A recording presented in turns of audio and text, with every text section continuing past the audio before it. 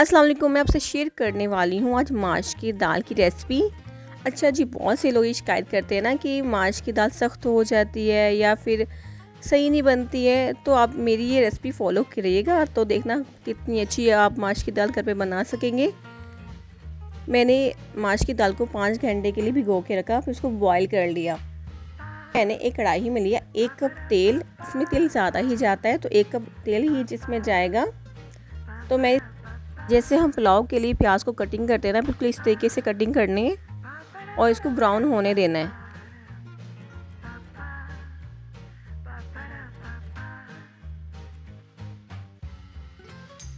जी ये देखिए प्याज ब्राउन हो चुके हैं, तो मैं इसमें ऐड कर दिया टमाटर का पेस्ट। रमज़ान के स्टार्ट में ना मैंने ऐसे टमाटर का पेस्ट बना लिया था और मैंने इस टमाटर के पेस्ट को किस तरह बनाया था और क्या किस तरीके से मैं स्टोर किया था, इसकी वीडियो मैं पहले ही यूट्यूब पे अपलोड कर चुकी हूँ, तो लिंक मैं डिस्क्रिप्शन बॉक्स में दे दूँगी। तो अच्छा जी, इसको बहुत अच्छी तरीके से हम फ्राई करेंगे, मिक्स करेंगे और फिर इसमें ऐड कर देंगे 1 चम्मच जिंजर गार्लिक पेस्ट। इसमें ऐड कर देंगे सब्ज़ मिर्च। प्याज और टमाटर की पेस्ट को अच्छी तरीके से भूनने के बाद ही हम तमाम मसाला जात ऐड करेंगे। मैंने इसमें ऐड किया 1 टेबल स्पून लाल मिर्च का पाउडर, कुटी हुई लाल मिर्च, धनिया पाउडर, हल्दी और ये ज़ीरा ऐड कर दिया और फिर लास्ट में चिकन पाउडर ऐड कर दिया। अच्छी तरीके से कर लेंगे मिक्स।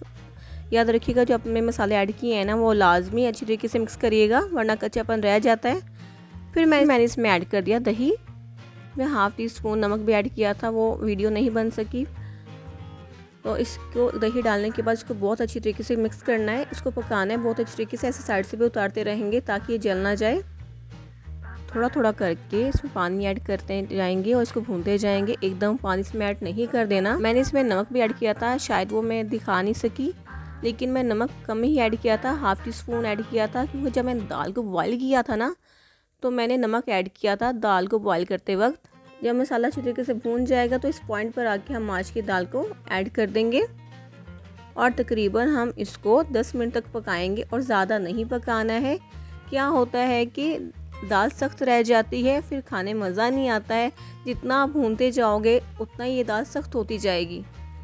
इसलिए मैं इसे मीडियम फ्लेम पर थोड़ा सा पानी ऐड करके, ये दाल वाला पानी इसमें दाल बॉयल की थी वही ऐड करके मैं इसे पकाया था और 3 मिर्चें ऐड करके सब्ज़ मिर्चें, इसको मैंने 5 मिनट के लिए मैं दम पर रख दिया था।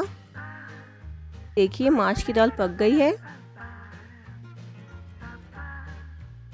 ज़्यादा ना भुनी हुई है और ना ज़्यादा इसमें पानी है।